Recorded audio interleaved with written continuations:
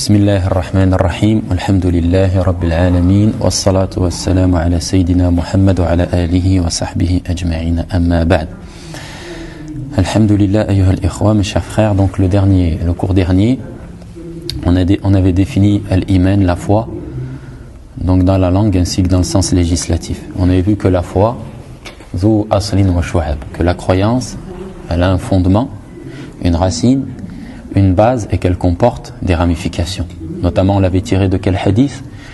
Du hadith du prophète alayhi salatu wa sallam qui dit que la foi comporte de 63 à 69 branches, dont la plus haute est la parole, la ilaha illallah.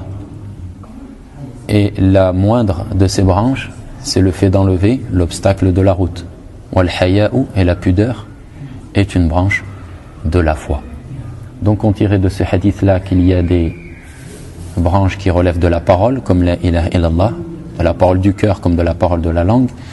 Il y en a qui relèvent des actes du cœur, comme al-haya, la pudeur, c'est un acte du cœur qui ensuite va donner donc des traces sur l'extérieur, sur le corps.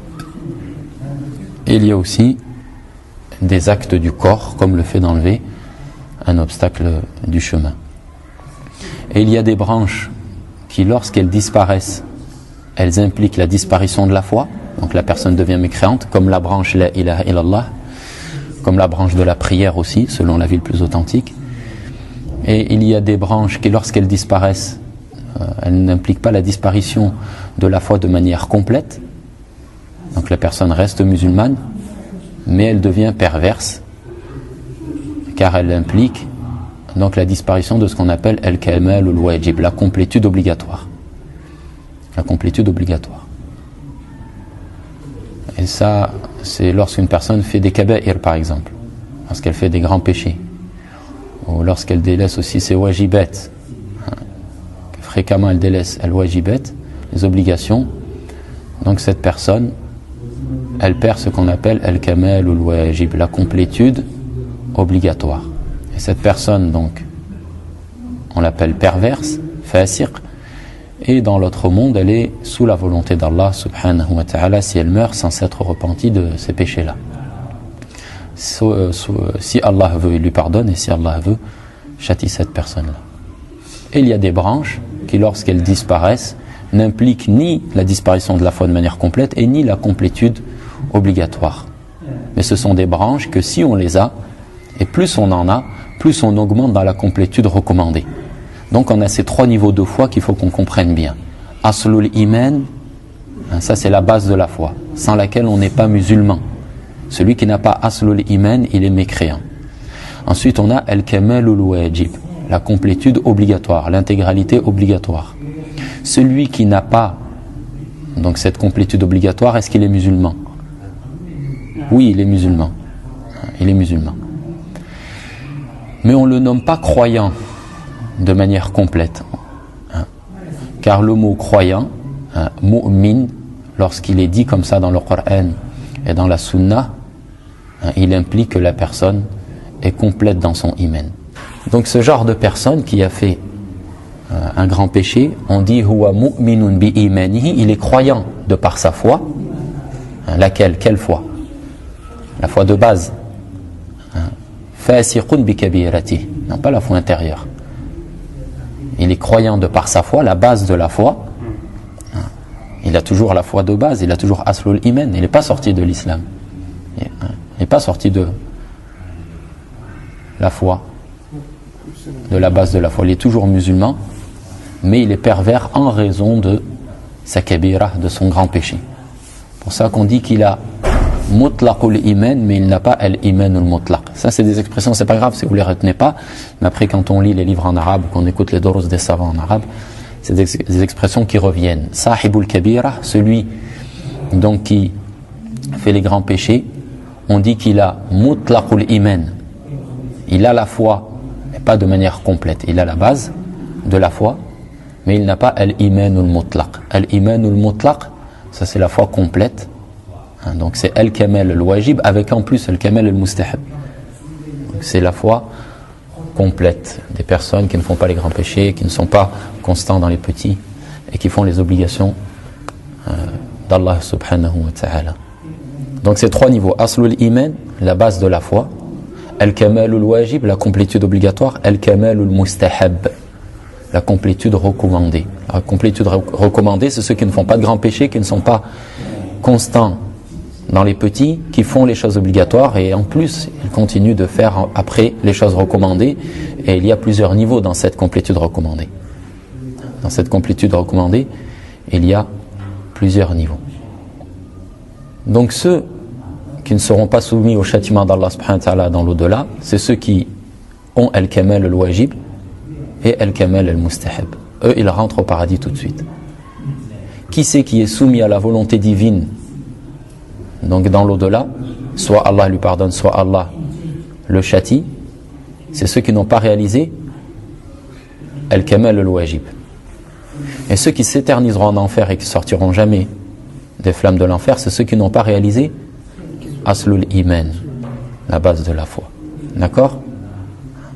Donc il y a des branches qui, lorsqu'elles disparaissent, font disparaître avec elles aslul iman, la base de la foi. La personne est mécréante.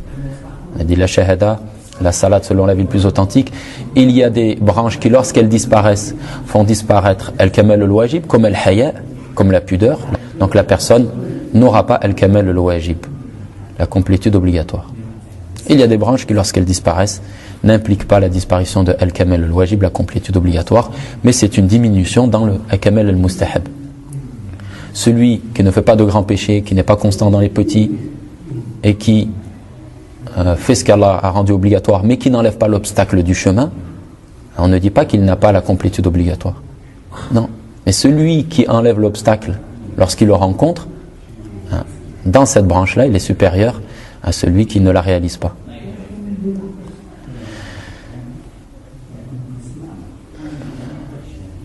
Donc ces 3 niveaux de foi, ils sont à comprendre bi'iznillahi azza wa jalla. Ensuite, on verra dans les durus prochains comment est-ce qu'on se comporte par rapport au texte lorsque Allah subhanahu wa ta'ala donc rejette la foi dans le Coran et la Sunna. À la base, lorsque Allah dit qu'une personne n'est pas croyante, nul d'entre vous n'est croyant, etc., ce type d'expression dans le Coran ou dans les hadiths qui rejettent la foi, la base c'est le rejet de la base de la foi, c'est que la personne est mécréante. Sauf s'il y a un texte extérieur du Coran et de la Sunna ou un ijma', un consensus réel qui vient donc dévier ce rejet de la base de la foi vers un rejet de la complétude obligatoire. Mais le rejet de la complétude recommandée, on ne le trouve pas dans le Coran et la Sunna. Soit on a un rejet de la base de la foi, comme la parole d'Allah subhanahu wa ta'ala, فَلَا وَرَبِّكَ لَا يُؤْمِنُونَ حَتَّى يُحَكِّمُوكَ فِي مَا شَجَرَ بَيْنَهُمْ. Non, par Allah, ils ne seront pas croyants jusqu'à ce qu'ils te prennent comme juge dans leur sujet de dispute. Ça, ils ne seront pas croyants, c'est-à-dire ils ne seront pas croyants, c'est-à-dire ils n'auront pas la base de la foi, ou bien ils ne seront pas croyants, ils n'auront pas la complétude obligatoire. Non, non. Selon les salafs, la parole authentique, c'est la seule parole d'ailleurs acceptable, c'est ils n'auront pas la base de la foi. Celui qui ne prend pas le prophète alayhi salatu wassalam comme juge dans ces sujets de dispute, comme juge, on ne dit pas celui qui ne juge pas par ce par quoi juger le prophète alayhi salatu wassalam. Tu peux ne pas juger par ce par quoi juger le prophète alayhi salatu wassalam et ne pas sortir de l'islam, ne pas prendre le prophète comme juge. C'est-à-dire, dans mes sujets de dispute, moi, je ne prends pas le prophète Mohammed alayhi salatu wassalam comme juge. Mon point de référence vers lequel je reviens, ce n'est pas le Coran et la Sunna, ça, ce n'est pas un musulman. Ça, ce n'est pas un musulman. Même s'il juge par ce par quoi juger le prophète alayhi salatu wassalam. Donc, le rejet ici de la foi, c'est le rejet de la base de la foi. Comme a dit Ibn Hazm, a dit aussi Ibn Taymiyyah, comme salam rahmatullah, dans la majorité de ces paroles, même s'il y a une parole ambiguë par laquelle on pourrait croire que c'est le rejet de la complétude obligatoire, mais ça rentre dans le mutashabih, c'est une parole ambiguë de Cheikh Ibn Taymiyyah, on la verra quand on répondra aux shubuhat de ceux qui disent que mettre une constitution à la place de la sharia, ce n'est pas du grand kufr. Ensuite, on a un autre hadith par exemple, la yu'minu ahadukum hatta yuhibba li akhihi ma yuhibbu li nafsihi. Nul ne sera croyant jusqu'à ce qu'il aime pour son frère ce qu'il aime pour lui-même. C'est le rejet de la base de la foi. Celui est mécréant, celui qui n'aime pas pour son frère ce qu'il aime pour lui-même, c'est un mécréant? Non. Non. selon le consensus. Donc ici, c'est un rejet de la complétude obligatoire. Mais le rejet de la complétude recommandée, on ne le trouve pas. Parce que sinon, ça serait applicable à tous les musulmans. Car quasiment beaucoup de musulmans n'ont pas la complétude recommandée. Ils sont majoritaires. Il y en a plus qui n'ont pas la complétude recommandée que ceux qui l'ont. On avait parlé aussi donc, concernant la foi, de ce qu'on appelle at-talazum, l'interdépendance entre l'intérieur et l'extérieur. On avait dit donc que la foi se composait de paroles et d'actes. On divisait ça en 4 catégories. Parole du cœur, parole de la langue, acte du cœur, acte du corps. Les paroles du cœur, donc ça c'est l'ensemble de ce en quoi tu crois de manière théorique. Tu crois en l'unicité d'Allah, tu crois que le prophète Mohammed est le dernier des messagers. Ce qu'on appelle at-tasdiq, c'est le fait de rendre véridique les informations apportées par Allah et le prophète Mohammed alayhi salatu wa salam. Ça c'est concernant le musulman. Le musulman il doit rendre véridique ce qu'Allah subhanahu wa ta'ala a apporté comme information ainsi que son prophète Mohammed alayhi salatu wa salam. Si ce tasdir, cette croyance entre guillemets, croyance dans le sens linguistique, pas dans le sens législatif, cette croyance, c'est-à-dire le fait de confirmer une information nous arrivant, si cette croyance est complète, elle doit donner naissance à quoi? Aux actes du cœur, obligatoirement. Donc ça doit donner naissance à de l'amour d'Allah, de la crainte d'Allah, ensuite une intention, de la sincérité, s'en remettre à Allah, etc. Les actes du cœur que l'on trouve dans le Coran, certains sont des piliers, d'autres ne sont pas des piliers. Et ces actes du cœur, donc s'ils sont réels et atteignent le niveau demandé par Allah subhanahu wa ta'ala, niveau auquel ils sont reconnus, car lorsqu'on dit que quelqu'un, l'amour d'Allah et la crainte d'Allah s'est éteint dans son cœur, c'est-à-dire qu'il n'a pas l'amour et la crainte, etc., requises pour que ces derniers soient reconnus. Et ça on le trouve dans les paroles de Cheikh Ibn Taymiyyah. Par exemple, celui qui ne fait pas la prière, ceci montre que l'amour d'Allah, que la crainte d'Allah dans son cœur est absent. Ça ne veut pas dire qu'il n'a pas du tout de crainte et d'amour. Mais l'amour et la crainte qu'il a, etc. Quand je dis amour-crainte, c'est pour parler de deux grands actes du cœur, mais il y en a d'autres. Mais par exemple, ces 2 actes-là, notamment qui sont beaucoup en lien avec la prière, l'amour, la crainte d'Allah subhanahu wa ta'ala, ne sont pas absents de manière totale et absolue de son cœur. Il se peut qu'il aime un peu Allah, qu'il craigne un peu Allah, mais cet amour et cette crainte que lui a, ils ne sont pas reconnus comme étant présents dans le shara. Pourquoi? Car ils ne donnent pas naissance à un acte qui va venir justifier la présence de l'amour, de la crainte, etc. à Allah subhanahu wa ta'ala. Donc le tasdiq, la croyance dans les paroles du cœur, si elle est véridique, complète, elle doit donner naissance aux actes du cœur. Ces actes du cœur, s'ils sont réels et comme il se doit, ils doivent donner naissance aux actes du corps. Donc au minimum, ils doivent donner naissance aux actes, donc aux paroles de la langue et aux actes du corps, ce qui permet de juger que la personne a aslul iman. Donc des actes du cœur prétendus ne donnant pas naissance à la shahada, sauf empêchement valable, comme une personne muette ou quelqu'un qui est mukrah, donc qui est contraint de ne pas dire la shahada. Si cette personne, donc qui n'est ni contrainte ni muette, ne prononce pas la shahada, on juge que dans son intérieur il n'y a pas d'acte du cœur, ou bien ce qu'il a n'est pas reconnu comme étant suffisant pour le juger musulman, donc il reste mécréant. Même il dit, moi j'aime Allah, j'aime le prophète, je crois à Allah, mais il ne fait pas la shahada, alors qu'il n'est ni contraint ni muet, cette personne n'est pas musulmane. Au niveau du corps, pareil. Au niveau du corps, s'il n'agit et ne fait rien, s'il n'agit pas, il ne fait strictement rien, il ne fait strictement rien toute sa vie, celui-là, même s'il a fait la shahada avec sa langue, il n'est pas musulman. Et s'il agit mais qu'il ne fait pas la prière, l'avis le plus authentique, c'est que l'absence de prière est égale à l'absence de iman, absence de croyance de manière totale et absolue. L'absence de prière est égale à la grande mécréance. La personne sort de l'islam. Donc on a une interdépendance entre l'intérieur et l'extérieur. C'est saisi ce point-là ? C'est un point qui est important. L'interdépendance, elle a lieu entre les actes du cœur, et les paroles de la langue et les actes du corps. Quelqu'un qui aime Allah, craint Allah, etc., il va être amené à évoquer Allah subhanahu wa ta'ala dans le bien. Donc notamment la shahada, pour prouver qu'il a aslul iman dedans, qu'il a la base de la foi. Et il doit aussi délaisser des paroles, donc des branches du kufr, comme on va voir dans les paroles d'Ibn al-Qayyim, pour pouvoir juger du fait qu'il a le kamel wajib. Quelqu'un qui insulte sa mère, il est mécréant? Non. Mais est-ce qu'il a le kamel wajib? Non, c'est une kabira ça. Il n'a pas la complétude obligatoire, car il a fait un grand péché.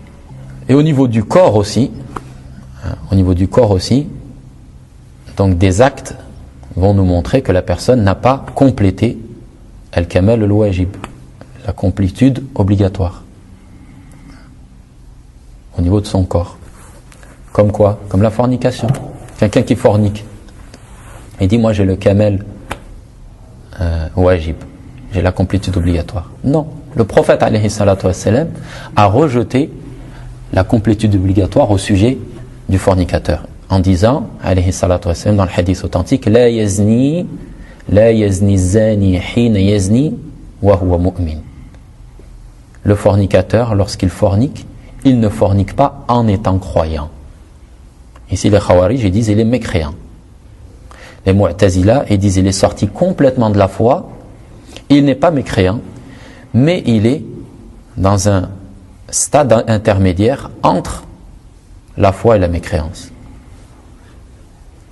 Mais dans l'au-delà, les Khawarij et les Mu'tazila, ils sont en accord sur le fait que cette personne s'éternisera en enfer. Les gens de la Sunna, concernant le fornicateur et ce rejet de la foi de la part du prophète alayhi salatu wassalam, ils disent que le prophète alayhi salatu wassalam a rejeté la complétude obligatoire. Il a rejeté la complétude obligatoire, pas la complétude recommandée, car il n'y a pas de rejet de complétude recommandée dans le Coran et la Sunna. Et il n'a pas rejeté la base de la foi aussi. C'est pour ça que les gens de la Sunna se démarquent des Khawarij et des Mu'tazila par le fait qu'ils donc ne statuent pas de la mécréance de quelqu'un qui fait al-kaba'ir, les grands péchés. Et dans le même hadith, wala yashrabu al-khamra hina yashrabuha wa huwa mu'min. Et il ne boit pas le vin en étant croyant. Et lorsque le buveur de vin boit le vin, il ne le boit pas en étant croyant. Wala yasriqu hina yasriq wa huwa mu'min. Et il ne vole pas lorsqu'il vole tout en étant croyant.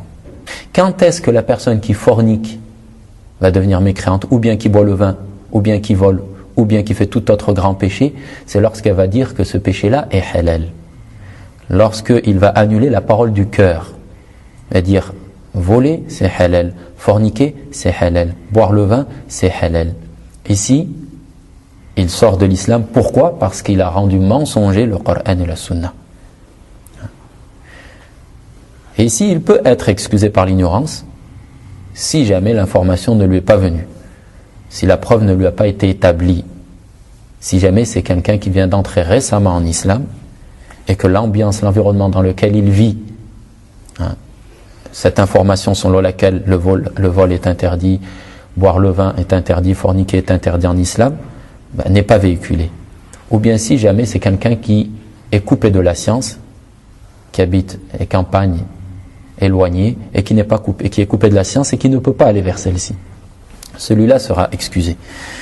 Mais sinon, à la base, le musulman, lorsqu'il vit dans un environnement où la science est véhiculée, il n'est pas excusé par son ignorance de ces grands péchés-là qui sont connus de tout musulman. Même les petits-enfants dans la rue qui jouent au foot savent très bien qu'il est interdit en islam de boire du vin, de voler.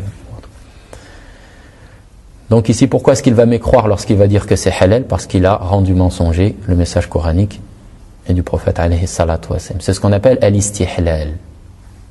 Et cet istihlal, le fait de rendre halal, par quoi est-ce qu'il va apparaître?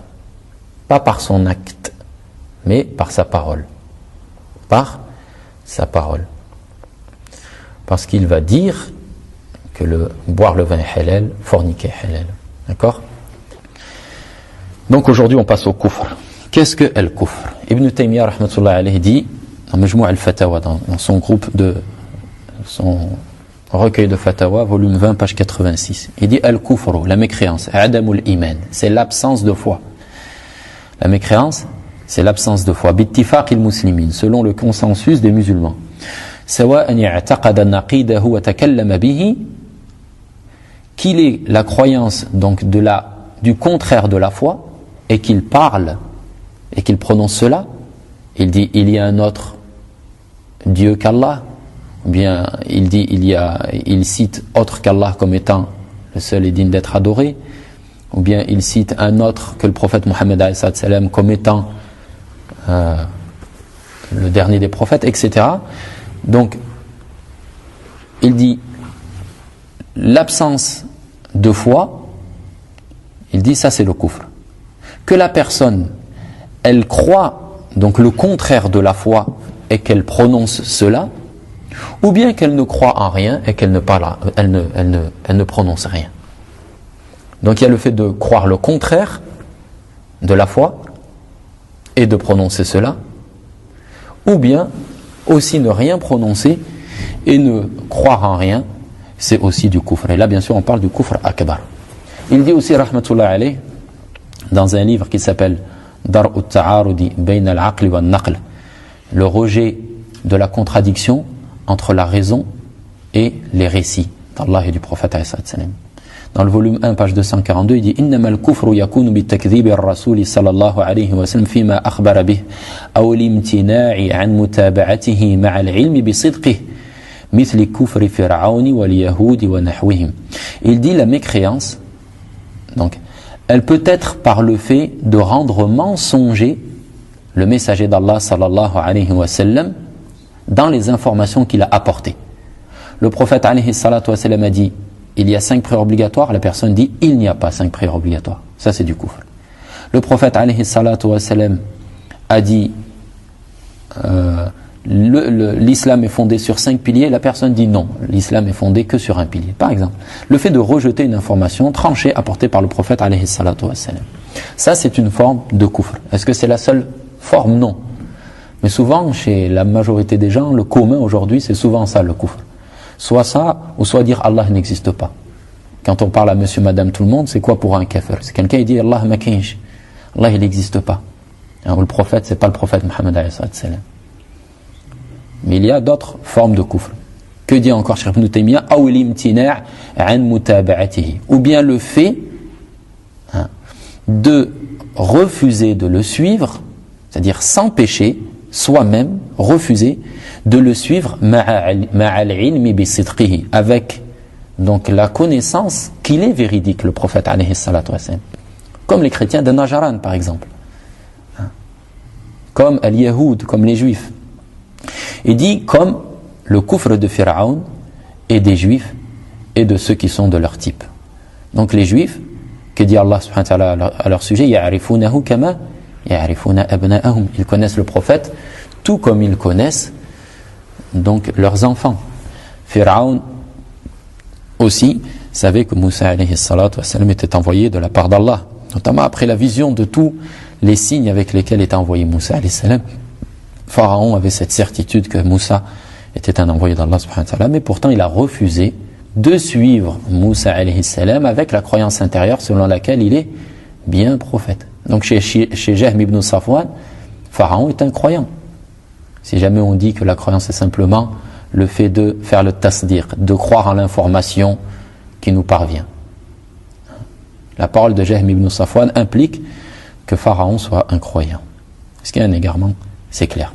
Ibn al-Qayyim rahmatullah alayhi dit dans Madarij Salikin, qui est un livre de tazkiya, de purification, il dit rahimahullah wa amma al-kufr al-akbar, quant à la grande mécréance, fa khamsatu anwa', elle est de 5 types. Il dit donc quant au grand kufr, donc on est dans le grand kufr, pas le petit. فَخَمْسَةُ أَنْوَاعٍ, il est de 5 types. كُفْرُ التَّكْذِيب, la mécréance donc de rendre mensonger. وَكُفْرُ اسْتِكْبَارٍ وَإِبَاءٍ مَعَ التَّصْدِيقِ, et la mécréance de l'enorgueillissement et du refus avec la croyance. Avec la croyance dans quel sens? Linguistique ou dans le sens législatif? Linguistique. Il ne peut pas y avoir de mécréance avec la croyance, tous les deux législatifs. Le kufr et le iman naqidan la yajtami'an wa la yartafi'an. La mécréance et la foi sont deux contraires qui ne peuvent se réunir et ne peuvent se réunir dans la personne et ne peuvent pas disparaître tous les deux de la personne. D'accord? Soit tu es muet, soit tu es quelqu'un qui parle. Non, je ne suis pas muet, je ne parle pas. Tu es quoi alors? Soit tu es entendant, soit tu es sourd. Soit il fait jour, soit il fait nuit. Il fait ni jour ni nuit, ça n'existe pas ça. Donc c'est pareil, la personne, il est ni kafir ni musulman. Il est quoi alors? Allah il dit huwa alladhi khalaqakum faminkum kafirun wa minkum mu'min. C'est lui qui vous a créé, il y a parmi vous des mécréants, il y a parmi vous des croyants. Il n'y a pas de troisième catégorie. Donc première catégorie, la mécréance de rendre mensonger, at-takdhib. Deuxième catégorie, kufr istikbar wa iba'in ma'a at-tasdiq.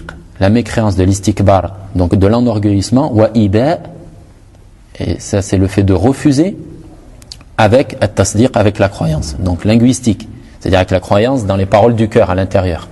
Wa kufru i'rad, et la mécréance du détournement. Après on va détailler. Wa kufru shak, et la mécréance du doute. Wa kufru nifaq, et la mécréance de l'hypocrisie.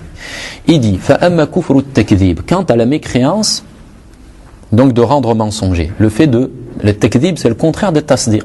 Tasdiq c'est le fait d'attribuer le sidq à quelque chose, à quelqu'un, d'attribuer le fait qu'elle est véridique, et at-takdhib c'est le fait d'attribuer al-kadhib, donc le mensonge, à quelqu'un, une information. Donc il dit فَأَمَّا كُفْرُ التَّكْذِيبِ, quant à la mécréance donc du mensonge, de rendre mensonger, فَهُوَ اعْتِقَادُ كَذِبِ الرُّسُلِ, c'est le fait de croire donc que les prophètes sont des menteurs, que ce qu'ils ont apporté comme information c'est faux. Il dit وَهَذَا الْقِسْمُ قَلِيلٌ فِي الْكُفَّارِ, et il dit cette catégorie elle est minoritaire chez les mécréants. Il y a peu de mécréants qui disent Mohammed sallam est un menteur, ou qui ont dit Moussa est un menteur, ou qui ont dit Isa est un menteur. Non, la plupart n'étaient pas dans cette catégorie-là, car ils ont tellement eu de signes avec eux, soit des miracles, ou bien aussi leur personnalité, leur comportement éminent. Toutes ces choses-là faisaient que ne pas les croire était quelque chose d'extrêmement rare chez les gens. Il dit فَإِنَّ اللَّهَ تَعَالَى أَيَّدَ رُسُلَهُ, car Allah donc a aidé, assisté ses messagers, وَأَعْطَاهُمْ مِنَ الْبَرَاهِينِ وَالْآيَاتِ عَلَى صِدْقِهِمْ مَا أَقَامَ بِهِ الْحُجَّةِ, et il leur a donné comme preuve et signe prouvant leur véracité, il leur en a donné au point donc d'établir la preuve sur les gens que ces prophètes sont réellement envoyé par Allah subhanahu wa ta'ala. وَأَزَالَ بِهِ الْمَعْضَرَةِ, et il a enlevé toute excuse de par les signes et les preuves qu'il a envoyées avec les prophètes. قال الله تعالى عن فرعون وقومه, Allah a dit au sujet de Pharaon et de son peuple وَجَحَدُوا بِهَا وَاسْتَيْقَنَتْهَا أَنفُسُهُمْ, ils l'ont réfuté donc par la langue. وَجَحَدُوا بِهَا, ils ont dit à Moussa tu n'es pas prophète avec leur langue. وَاسْتَيْقَنَتْهَا أَنفُسُهُمْ, mais dans leur intérieur ils cachaient la croyance en cette information qu'ils traitaient de mensongère par la langue. Donc il y a des gens qui disaient au prophète tu n'es pas le prophète d'Allah subhanahu wa ta'ala par la langue, tu es un menteur, tu es un sorcier, tu es un fou. Mais ceux qui disaient du prophète alayhi salam tu es fou, dans leur qawl du qalb, dans leur parole du cœur, est-ce qu'ils avaient le prophète Mohammed sallam est un fou? Mohammed, le fils de Abdullah, est un fou. Mohammed, fils de Abdullah, est un sorcier. Non, dans leur cœur, ils savaient que c'était un prophète. Ils savaient que c'était un prophète, mais par la langue, ils disaient ce qu'ils n'avaient pas dans le cœur. Donc, on continue les paroles d'Ibn al-Qayyim. Il dit, il y a aussi la parole d'Allah subhanahu wa ta'ala, qu'il a dit au prophète Mohammed alayhi salam, فَإِنَّهُمْ لَا يُكَذِّبُونَكَ, فإنهم لا يكذبونك, ils ne te traitent pas de menteur. ولكن الظالمين بآيات الله يجحدون, mais les injustes réfutent les signes d'Allah subhanahu wa ta'ala. فإنهم لا يكذبونك, ils ne te traitent pas de menteur avec leur langue ou avec leur cœur. C'est avec le cœur. Avec le cœur, ils ne traitaient pas le prophète alayhi salatu wassalam de menteur. Donc Allah dit à son prophète, à son bien-aimé, dans leur cœur, ils n'ont pas la croyance que tu n'es pas un prophète. وَلَكِنَّ الظَّالِمِينَ, mais les injustes, بِآيَاتِ اللَّهِ يَجْحَدُونَ, réfutent les signes d'Allah subhanahu wa ta'ala. Donc ils te disent par la langue que tu es un fou, que tu es un sorcier, que tu es, mais dans leur cœur, ils ont l'intime conviction que tu es le prophète d'Allah subhanahu wa ta'ala. Il dit, وَإِن سُمِّي هَذَا كُفْرَ تَكْذِيبٍ أَيْضًا فَصَحِيحٍ. Il dit, et si on appelle cette forme de kufr là, qui est le fait de croire dans son intérieur mais de réfuter par la langue, il dit, si jamais on la nomme aussi mécréance, donc de rendre mensonger, kufr takdhib, la mécréance du mensonge, il dit c'est authentique aussi, idh huwa takdhibun bil lisan, car c'est le fait de rendre mensonger par la langue. D'accord? C'est le fait de, c'est un mensonge que dit la personne par la langue. Mais dans l'intérieur, elle croit. Dans l'intérieur, elle croit. Donc la première catégorie, c'est traiter le message de mensonge par la langue, mais croire en ce que l'on dit. Dans la parole du cœur, la personne intériorise que le prophète est un fou et dit qu'il est fou. Dans son cœur, elle intériorise que le prophète, réellement, c'est un menteur et c'est quelqu'un qui s'est déclaré prophète, ne l'étant pas. Et elle le dit par la langue. Car nous, comme on va voir et on le répète, le takfir ne peut se faire que par ce qui apparaît de la langue ou du corps. Donc nous, comment on sait que quelqu'un dans son cœur intériorise que le prophète n'est pas un prophète réellement, pour elle, c'est lorsqu'elle va le dire. D'accord? Lorsqu'elle va le dire et que dans son cœur, elle a cette croyance-là, elle a deux mécréances. La mécréance du cœur, qui suffit pour être mécréante auprès d'Allah. Elle a la mécréance de la langue, par laquelle nous allons juger que dans ce bas monde, elle est mécréante. D'accord? Nous, on va la juger de mécréante par cette parole-là. Celui qui, par la langue, dit que le prophète, alayhi salatu wassalam, n'est pas un prophète, mais que dans son cœur, il intériorise, comme parole du cœur, que le prophète Mohammed, alayhi salatu wassalam, est réellement un prophète, on juge de sa mécréance ou pas? Oui, par quoi? Voilà, par la langue. Nous, la parole du cœur, ça ne nous regarde pas, ça. On ne peut pas réellement savoir ce qu'il y a dans le cœur, nous. Car il n'y a pas d'interdépendance, rappelez-vous-en bien, entre les paroles du cœur et les paroles de la langue. La langue peut dire ce qu'il n'y a pas dans le cœur, mais le corps, obligatoirement, reflète ce qu'il y a dans les actes du cœur, comme acte du cœur. Il y a interdépendance entre les actes du corps et les actes du cœur. D'accord? Naam. Donc il disait que cette mécréance-là, elle peut être aussi qualifiée de mécréance, donc de rendre mensonger, dans le sens où la langue prononce un mensonge, mais même si l'intérieur, si à l'intérieur il y a croyance au prophète alayhi salatu wassalam. Deuxième catégorie, wa amma kufru al-iba'i wal istikbar. Il dit quant au kufr, donc du refus et de l'enorgueillissement, fa nahwu kufri iblis. Il dit fa nahwa kufri iblis. Il dit comme le kufr de Iblis. Iblis, est-ce qu'il a réfuté par la langue? Il n'a pas pu réfuter par la langue. Pourquoi? Parce que c'est Allah tout de suite qui lui a dit de se prosterner. Il n'a pas pu dire Allah ne m'a pas dit de me prosterner. Et il n'a pas pu aussi, il n'a pas mécru par la parole du cœur. Il n'a pas mécru par la parole du cœur. Est-ce qu'il a une mécréance au niveau de la parole du cœur qui est apparue? Allah a un enfant, Allah a une épouse, ou bien Adam, quelque chose concernant Adam ou toute autre information provenant d'Allah subhanahu wa ta'ala. Non. Donc quel est son kufr? Aba wastakbara wa kana min al-kafirin. Lorsqu'on lui a dit de se prosterner, Aba, il a refusé, wastakbara, et s'est enorgueilli, wa kana min al-kafirin. Il faisait partie des mécréants. Fa innahu lam yajhad amra Allah wa la qabalahu bil inkar. Ibn al-Qayyim dit, il n'a pas réfuté l'ordre d'Allah. Il ne pouvait pas, car Allah lui a parlé directement. Pourquoi est-il devenu mécréant? Parce que il a refusé de se prosterner devant Adam alayhi salam. Donc il a refusé par enorgueillissement l'ordre d'Allah subhanahu wa ta'ala. Donc il n'a pas fait ce qu'on a dit al-juhud en disant Allah ne m'a pas ordonné de me prosterner. Il ne pouvait pas faire cela. Pourquoi? Parce que c'est Allah qui lui a ordonné tout de suite.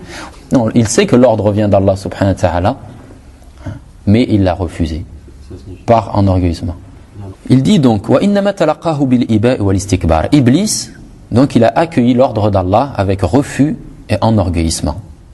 Donc il n'a pas dit Allah ne m'a pas ordonné de me prosterner devant Adam, parce que Allah lui a dit directement. Il n'y avait pas d'intermédiaire entre lui et Allah. Tout de suite il a entendu l'ordre d'Allah.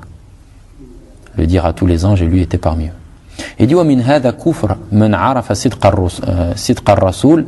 Et donc de cette catégorie fait partie la mécréance de celui qui connaît la véracité du messager, وأنه جاء بالحق من عند الله, et qu'il est venu avec la vérité d'Allah, ولم ينقد له إباء واستكبارا, et qui ne se soumet pas au prophète par refus et par enorgueillissement.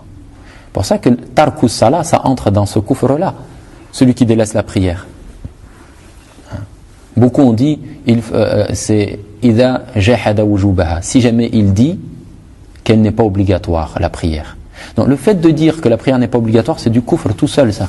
Même s'il prie. Il prie 5 fois par jour, il fait du qiyam al-layl toutes les nuits de sa vie, il jeûne, il fait le hajj, il a une longue barbe, le qamis court, masha'Allah et tout, il prend soin de toutes les sunan, et il a que ça dans sa vie. Il a sur sa langue, et ça ne regarde pas lui, ce qu'il a dans le cœur, comme qawlul qalb, sur sa langue il n'y a pas de prière obligatoire en islam, il est mécréant. Même s'il prie. Et le prophète, quand il statue de la mécréance de celui qui ne prie pas, la cause de mécréance, c'est le délaissement de la prière. فَمَنْ تَرَكَهَا, celui qui la délaisse, فَقَدْ كَفَرَ, est devenu mécréant. Donc le fait qu'il rejette son caractère obligatoire, c'est une mécréance en plus, ça. Vous saisissez? Donc quand on dit que celui qui ne prie pas est mécréant, c'est le délaissement de l'acte, point, qui permet de statuer de sa mécréance. Et c'est un kufr de iba et d'istikbar. Prie, non, je ne veux pas. Comme ça, rahmatullah. Et il ne veut pas prier. Prie le dhuhr, je ne veux pas. Prie le asr, je ne veux pas. Prie le lundi, je ne veux pas. Prie le mardi, je ne veux pas. Prie janvier, je ne veux pas. Février, décembre, je ne veux pas. 2012, 2013, 2030, il prie jamais celui-là. Il ne veut pas prier. C'est un kufr. De quelle catégorie? De tekdhib. Si par la langue il dit les 5 prières sont obligatoires. Ashhadu an la ilaha illallah wa ashhadu anna Muhammadan Rasulullah. Bunya al-islamu ala khams. L'islam est fondé sur 5 piliers. Shahadati an la ilaha illallah wa anna Muhammadan Rasulullah wa iqami salah, et l'accomplissement de la prière. Mais il ne prie pas. C'est un kufr de quelle catégorie? Iba wa istikbar. Il refuse. Quelle catégorie serait placée par rapport aux actes et par la langue? Ça? Ouais. Dans quelle catégorie? C'est un tark, ça. Ça, c'est un tark, c'est un délaissement. C'est pour ça que nous, on va voir que des choses qui sont faites par l'acteur. Ça, c'est un délaissement. On va le voir après dans la parole d'Ibn al-Qayyim. Le kufr, c'est un acte que tu fais, mais aussi par le délaissement. Par le délaissement aussi, tu sors de l'islam. Celui qui insulte Allah, il a fait quelque chose. Celui qui insulte le prophète, qui insulte le Coran, par sa parole, il sort de l'islam. Celui qui piétine le Coran, par son acte, il sort de l'islam. Mais même par le tark, par le délaissement, tu peux sortir de l'islam. Et notamment, tarkus salah, le délaissement de la prière. Il dit وَهُوَ الْغَالِبُ عَلَى كُفْرِ أَعْدَاءِ الرُّسُلِ. Et il dit, et ce kufr-là, c'est la majorité de la mécréance, c'est le cas majoritaire des ennemis, il a dit, des ennemis des prophètes. كَمَا حَكَى اللَّهُ تَعَالَى عَنْ فِرْعَوْنِ وَقَوْمِهِ, comme l'a cité Allah au sujet de Pharaon et de son peuple. وَقَوْلُ الْأُمَمِ لِرُسُلِهِمْ, et la parole donc des communautés à leurs prophètes. إِنْ أَنْتُمْ إِلَّا بَشَرٌ مِثْلُنَا. Vous n'êtes que des humains comme nous. Vous n'êtes que des humains comme nous. وَقَوْلُهُ subhanahu wa ta'ala, la parole d'Allah, كَذَّبَتْ ثَمُودُ بِطَغْوَاهَا. Thamoud a démenti par son taurienne, son outrepassement des limites. C'est par le fait de délaisser le suivi du prophète, alayhi salam, qu'ici elle a été qualifiée comme étant quelqu'un qui a traité de mensonge. كَذَّبَتْ بِكْوَا بِطَغْوَاهَا. C'est pas bilisaniha, c'est pas avec la langue. بِطَغْوَاهَا, par le fait de outrepasser les limites, d'ignorer les ordres du prophète, les interdits du prophète, et de faire fi de la législation d'Allah subhanahu wa ta'ala ils ont été mécréants. Il dit wa huwa kufr al-yahoud, et c'est aussi la mécréance des juifs. Kama qala ta'ala falamma ja'ahum ma 'arafu kafaru bi. Il dit c'est la mécréance des juifs, tout comme l'a dit Allah subhanahu wa ta'ala, et lorsque leur est venu ce qu'ils savaient, c'est-à-dire ils savaient que le prophète alayhi salam était envoyé par Allah, c'est écrit dans la Torah. Ils avaient l'annonce qu'un homme qui s'appelait Ahmed allait venir et être prophète et qu'il faisait partie des Arabes. Lorsqu'il est venu, فَلَمَّا جَاءَهُمْ مَا عَرَفُوا, lorsque leur est venu ce qu'ils savaient, كَفَرُوا بِهِ, ils ont mécru, par refus, par istikbar. Donc une personne peut réunir plusieurs formes de kufr. Il peut avoir le kufr du takdhib, du juhud, de l'istikbar, etc. Il dit aussi Allah subhanahu wa ta'ala يَعْرِفُونَهُ كَمَا يَعْرِفُونَ أَبْنَاءَهُم. Ils le connaissent, c'est-à-dire le prophète alayhi salatu wassalam, tout comme ils connaissent leurs enfants. Comme ils connaissent leurs enfants très bien, ils connaissent le prophète Muhammad alayhi salatu wassalam. Ils savent que ce n'est pas un menteur et que c'est un envoyé d'Allah subhanahu wa ta'ala. وَهُوَ كُفْرُ أَبِي طَالِبٍ أَيْضًا. Et c'est aussi la mécréance de Abi Talib. Abi Talib avait fait même des vers dans lesquels il fait l'éloge de la religion du prophète alayhi salatu wassalam, et il dit: je sais que tu es venu avec la meilleure des religions. Donc il savait que son neveu est un envoyé d'Allah. Il croyait en sa prophétie en termes de parole du cœur. Il n'intériorise pas que le prophète est un fou, un menteur, c'est un imposteur, il est en train de mentir. Non, il sait que Muhammad ibn Abdillah al-Qurayshi est un envoyé d'Allah. Mais qu'est-ce qui l'a empêché donc d'être musulman? C'est le kufr de al-iba, le refus, al-istikbar, l'enorgueillissement. Et ça, c'est un kufr qu'on trouve beaucoup aujourd'hui aussi. Beaucoup de tawarit, ils ont ce kufr-là. Ils n'arrivent pas à se séparer de la grande marche mondialiste, de l'ONU, de toutes ces choses-là, et appliquer la sharia et suivre les ordres d'Allah subhanahu wa ta'ala, et se désavouer des mécréants et s'allier aux musulmans. Il dit فَإِنَّهُ صَدَّقَهُ وَلَمْ يَشُكْ فِي صِدْقِهِ. Donc Abu Talib, il dit, il a cru. Ibn al-Qayyim dit qu'Abu Talib a cru en son neveu, au prophète Muhammad alayhi salatu wassalam, et n'a pas douté quant à sa véracité. Il n'a pas douté quant à la véracité du prophète alayhi salatu wassalam. وَلَكِنْ أَخَذَتْهُ الْحَمِيَّةِ. Mais c'est le tribalisme donc qui a pris le dessus et qui a fait qu'il n'a pas suivi le prophète alayhi salatu wassalam. وَتَعْظِيمُ آبَائِهِ. Et c'est aussi le fait de vénérer donc sa lignée, ses pères, ses ancêtres. وَتَعْظِيمُ آبَائِهِ أَنْ يَرْغَبَ عَنْ مِلَّتِهِمْ. Donc, et le fait que ses ancêtres aussi, donc c'est son tribalisme et l'importance qu'il donnait à ses ancêtres qui l'a empêché de délaisser la religion donc des siens, de ses ancêtres, et d'embrasser la religion du prophète Muhammad alayhi salatu wassalam. Donc il dit ça l'a empêché de se détourner de leur religion, et qu'il atteste que ce sont des mécréants, donc que ses ancêtres étaient des mécréants. Et il est mort mécréant, Abu Talib. Ça c'est la aqidah d'Ahl Sunnah. Il dit ensuite وَأَمَّا كُفْرُ الْإِعْرَاضِ. Quant à la mécréance du détournement, il dit فَإِنَّهُ فَأَنْ يُعْرِضَ بِسَمْعِهِ وَقَلْبِهِ عَنِ الرَّسُولِ. Il dit c'est le fait qu'il se détourne avec son ouïe et son cœur du messager. Il n'écoute pas, ça ne l'intéresse pas, il s'y intéresse pas. Il dit la yusaddiquhu wa la yukadhibuhu. On est toujours dans les paroles d'Ibn al-Qayyim dans Madarij Salikin.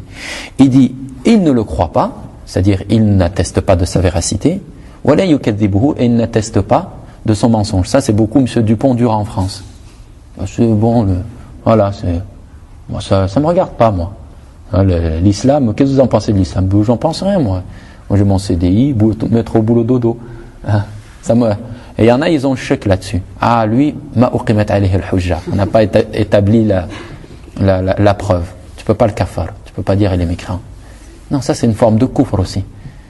Il a entendu l'envoi du prophète, il sait qu'il y a le Coran autour de lui, mais voilà, il ne veut pas prendre la peine d'aller lire un peu le Coran, de parler aux musulmans, de chercher. Ça c'est kufr i'rad. Il dit la yusaddiquhu wa la yukadhibuhu, il ne croit pas en lui, il ne le traite pas de menteur. Wa la yuwalihi wa la yu'adihi. Et il ne s'allie pas au prophète et ne le prend pas non plus pour ennemi. Ça aussi c'est kuffar, faire attention. On fait pas de projet avec eux. Un projet pour la Palestine, projet pour les orphelins de Somalie, et on part dans des cars, des avions avec des babacools nourrir les pauvres en Afrique. Non, ça lie pas avec ces gens-là. Ça aussi c'est des koufars. Et cette catégorie de mécréants, je sors un peu du dars mais sans lien, c'est celle qui met le plus en danger la aqida des musulmans ici. Parce que les autres, ils sortent les crocs et te traitent de sale arabe, sale barbu, sale terroriste, sale islamiste, ton Coran c'est nul, etc. Ils insultent ton dîne, ton Dieu, et ils caricaturent ton prophète, ils montrent de l'animosité. Mais ceux-là, non.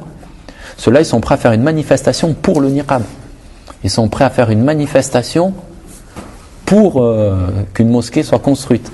Ils sont prêts à faire une manifestation, alors que toi, tu ne seras même pas prêt à faire un courrier, pour qu'il y ait un carré musulman dans la ville, au nom de l'humanisme, du partage, du multiculturalisme, etc.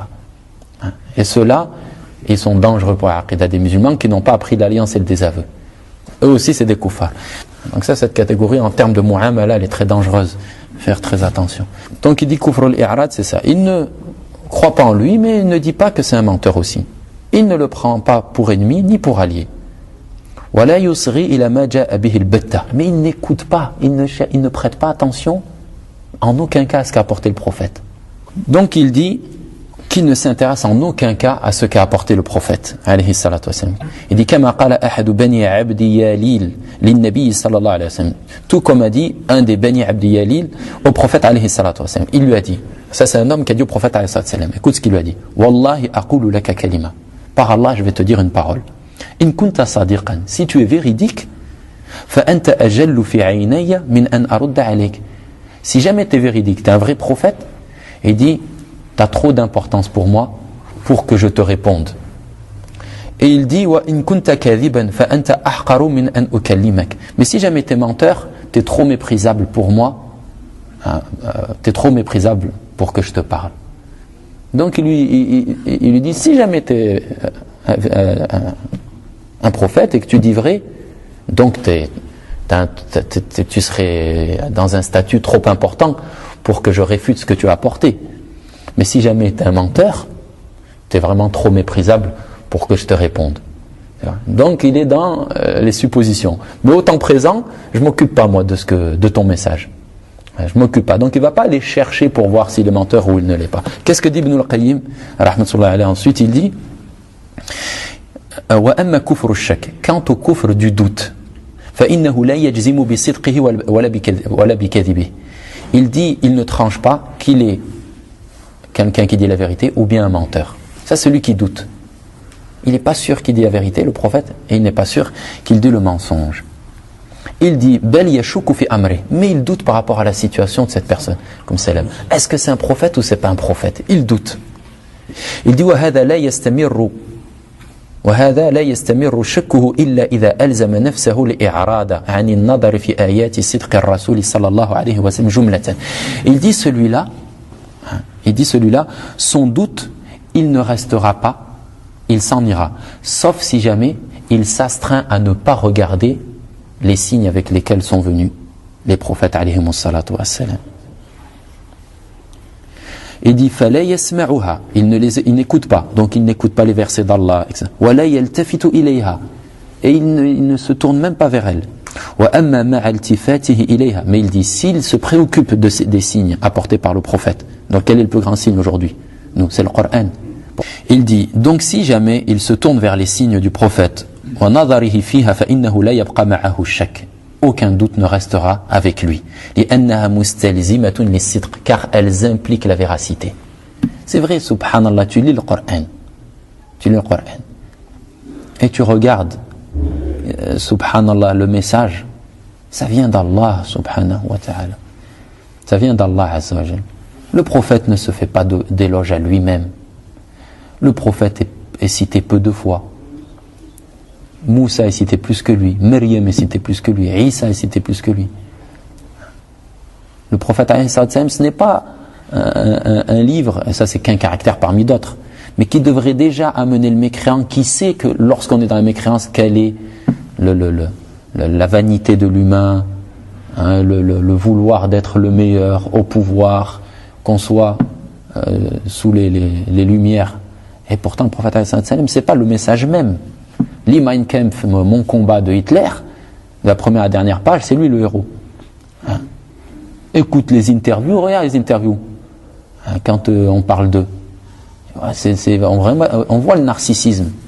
Que ce soit une star de la chanson, du foot. Écoute-les. Quand ils parlent, c'est Ana. Regarde le prophète sallallahu alayhi wa sallam. Hein, ce message-là. Parce que ce n'est pas ses paroles. Ce n'est pas ses paroles, c'est les paroles d'Allah Jalla fi'ula. Et les signes qui ont été apportés, Allah, comment il parle de sa création, comment il parle de tout ce qui est en lien avec notre fitra. Le tawhid, c'est en lien avec la fitra. Le fait de croire en Allah, en Allah subhanahu wa ta'ala, l'unique, sans associé, omnipotent, omniscient. Quand quelqu'un va lire ça, bi'iznillah, le shak, le doute va s'en aller, Inch'Allah. Donc il dit, si jamais il regarde les signes apportés donc par le prophète, alayhi salam, alors le doute s'en ira, car ces signes donc impliquent la véracité du prophète. Wala siyama bimajmu'iha, et notamment dans leur globalité. Lorsqu'il les regarde toutes, il lit le Coran du début à la fin, il s'astreint à aller voir les hadiths, bi'iznillah, il verra la véracité de notre bien-aimé Muhammad alayhi salatu wa sallam. Il dit فَإِنَّ دَلَالَتَهَا عَلَى الصِّدْقِ كَدَلَالَةِ الشَّمْسِ عَلَى النَّهَارِ. Car les signes apportés par le prophète prouvent leur véracité, tout comme le soleil montre qu'il fait jour.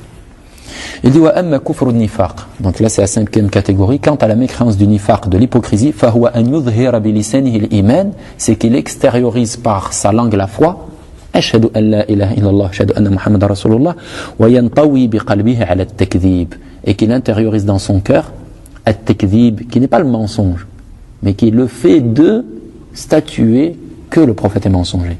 Vous comprenez, quand un masdar, on l'avait vu ça, masdar c'est l'acte de faire, al-kadhib c'est le mensonge, at-takdhib c'est le fait de attribuer le mensonge à quelque chose, as-sidq c'est la véracité, at-tasdiq c'est le fait d'attribuer la véracité à quelque chose.